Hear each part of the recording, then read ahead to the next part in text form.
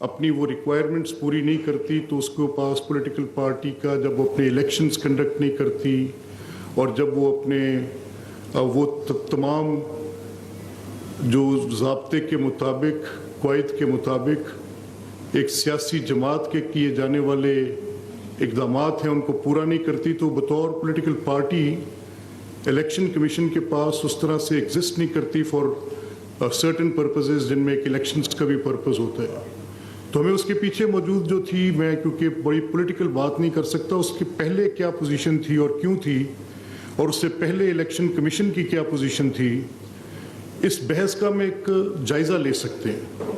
मैं किसी party position पर गए बगैर सिर्फ वाक़यात का इहाता करूँगा। Prior to this formation of Election Commission जो कि आज की है, उससे पहले जो इलेक्शन कमीशन था उसमें एक मुकदमा ज़ेरे समात था जो कि आप सबके हाफजे में होगा, फॉरेन फंडिंग्स का। तो उस वक़्त उस फॉरेन फंडिंग्स के मुकदमे को ना चलवाने के लिए कम अज़ कम वो जो बाबर अकबर साहब ने किया हुआ था, तो आपको याद होगा कि वो कम अज़ कम 3-3.5 साल उसको स्टॉल रखना मकसद था। तो उस मकसद को हासिल करने के लिए हदफ ये था कि वो मुकदमा 3-3.5 साल स्टॉल रहे, उसमें कोई पेशरफ्त ना हो, उसमें उन अकाउंट्स की स्क्रूटनी ना हो सके। तो एज अ पॉलिटिकल पार्टी अपनी इनकैपेसिटेशन प्रूव करने के लिए ये काम नहीं किए जा रहे थे, जिनकी बुनियाद पर फिर वो इलेक्शन कमीशन को राइटफुली एक लीगल ऑर्डर पास करना पड़ा। एक तो उसकी ये सूरत थी। इन हालात में इलेक्शंस आए और फिर मामला सुप्रीम कोर्ट तक पहुंचा कि मखसूस नशिस्तें किन को मिलेंगी। तो जो बादियुल नज़र में plain reading of the act थी, उसके मुताबिक जो फैसला हुआ वो डिफरेंट कोर्ट्स में होता हुआ था। मंतकी नतीजा उसका ये हुआ कि जो पार्लिमानी हैसियत नहीं रखते, जिनकी पॉलिटिकल पार्टी की इलेक्शन कमीशन के अंदर इनकैपेसिटेशन है टू सबमिट दैट, तो वो सीटें किसी और को दी जाएंगी जिनकी पार्लिमानी हैसियत होगी। लेकिन सुप्रीम कोर्ट ने उसको टर्न डाउन कर दिया। तो अब ये जो सुप्रीम कोर्ट ने टर्न डाउन किया, उन्होंने एक अपना ऑर्डर दिया और उसमें उन्होंने कहा कि जो पहले लोग एफिडेविट्स दे चुके हैं, उन एफिडेविट्स के ऊपर जाकर फिर वो एक नया एफिडेविट दें। तो वो फिर एक नई बहस खुलती थी कि पहले एक हल्फनामा दिया हुआ है,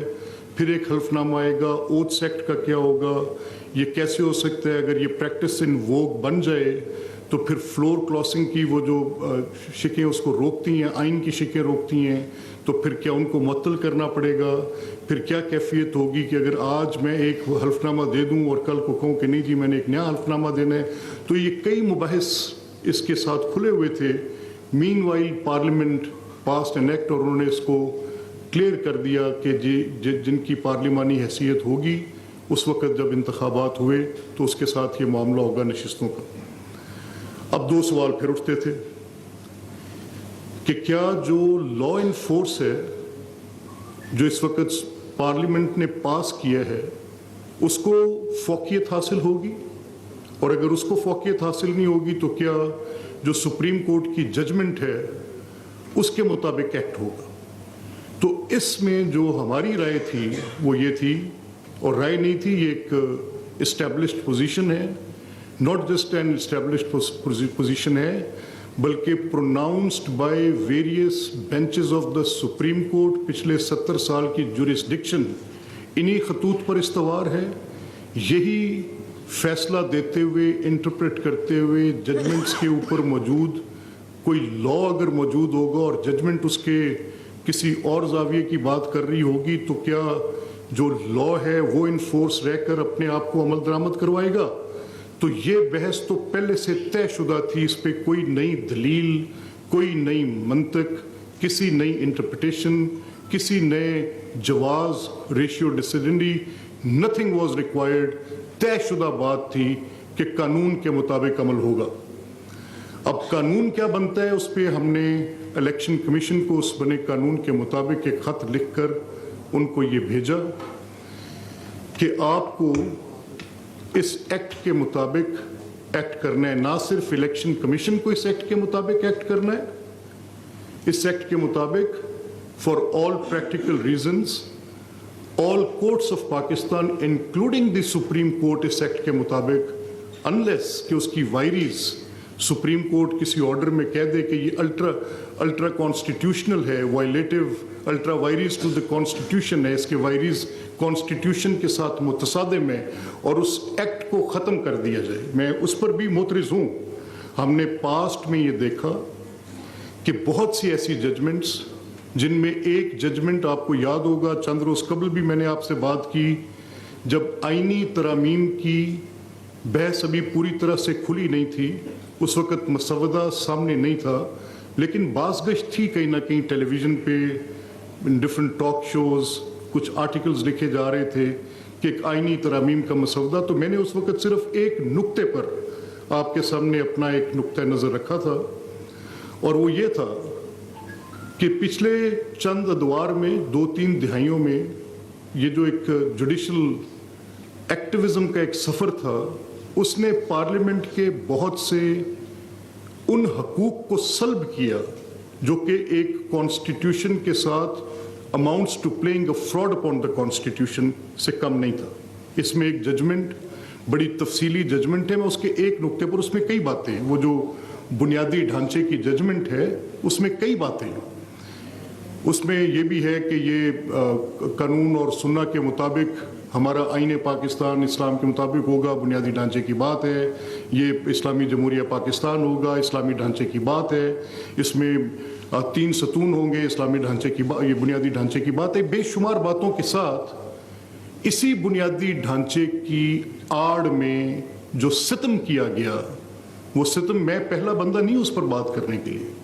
मैंने उस रोज़ भी एक टीवी टॉक शो में ये बात करते हुए कहा कि मुझे जस्टिस फजल करीम साहब के साथ अपनी एक यादाश्त को शेयर करने का मौका मिला। मैं कुछ लम्स यूनिवर्सिटी के स्टूडेंट्स मेरे पास आए और उन्होंने कहा कि ये एक किताब हम आपके लिए लेकर आए हैं, और जस्टिस साहब has heard you on television in some talk show, उन्होंने हमें आपके पास भेजा है ये किताब देकर। किताब का नाम है the change is only constant. अब जस्टिस फजल करीम साहब कौन है? बहुत से हमारे मुअज़्ज़िज़ जज साहिबान के बड़े मोहतरम उस्ताद हैं, वो हमने भी सारी ज़िंदगी अपनी वकालत उनकी कुतुब से पढ़ कर की। वो लैंडमार्क बुक्स हैं उनकी जो आज तक हमारे पास आई। उन्होंने लोगों की जो उनकी जजशिप, उनकी लॉयर लाइक एक्टिविटीज़, उनकी पूरी कॉन्स्टिट्यूशन पे उनकी तरफ से जो रहनुमाई आज तक मिलती है, पूरी फैकल्टी जानती है, पूरा ये जितनी वकालत से पेशा लोग हैं सब जानते हैं, तमाम मुअज़्ज़िज़ जज साहिबान जानते हैं। तो उनकी उस किताब the change is only constant को जब वो मेरे पास लाए, मुझे वो किताब देखने का मौका मिला, तो उसने कुछ सवालात उठाए मेरे ज़हन में, जिनको लेकर मैं उनसे मिलने चला गया। जब मैं उनके पास गया तो उन्होंने मुझे, बड़े ज़ईफ़ुल उम्र थे उस वक़्त, और बड़ी उनकी एक बड़ी इंसिस्टेंस के साथ, इसरार के साथ मेरे साथ उन्होंने कहा, ये मैं किताब तुझे दे रहा हूँ, ये असम्बली के अरकान में तकसीम कर, उनके पास लेकर जा और उनसे दरख्वास्त कर कि इस किताब को पढ़े और फिर अपनी जिम्मेदारी को कमा हक़्क़हू अदा करें। और वो क्या है कि ये जो बेसिक स्ट्रक्चर की जजमेंट में ये इख्तियार ले लिया कि अपॉइंटमेंट ऑफ जजेस कौन करेगा, ये इख्तियार ले लिया कि रिमूवल ऑफ जजेस कौन करेगा। ये कभी भी सेपरेशन ऑफ पावर में, बेसिक स्ट्रक्चर की आड़ में, नोबडी कैन बी मेड जज of their own cause. Appointment भी खुद, रिमूवल भी खुद, अगर कोई मुकदमा आना है तो सुप्रीम जुडिशल काउंसिल में, ना कोई कारकर्दगी जांचने का पैमाना, ना उसमें कोई पार्लिमान का रोल, ना उसमें कोई एग्जीक्यूटिव का रोल। उनकी नज़र में ये था, इस चीज़ में मुझे उन्होंने रहनुमाई दी, उनकी नज़र में ये था कि this fraud has been played onto the total scheme of the constitution. This has to be undone by the members of the parliament. मैं 7 साल इस मुकदमे का मुद्दई बनकर मुख्तलिफ अरकान कौमी असम्बली, मुख्तलिफ अरकान सूबाई असम्बली और सेनेट में सबके पास जाता रहा। मैं जाके कहता रहा कि वक्त निकालें, जिस मुअज़्ज़िज़ नुमाइंदे के पास अपना ये आईनी हक अदा करने का वक्त नहीं है, उसके पास अपने हल्के की नुमाइंदगी का जो हक है उसके साथ वो इंसाफ नहीं कर रहे।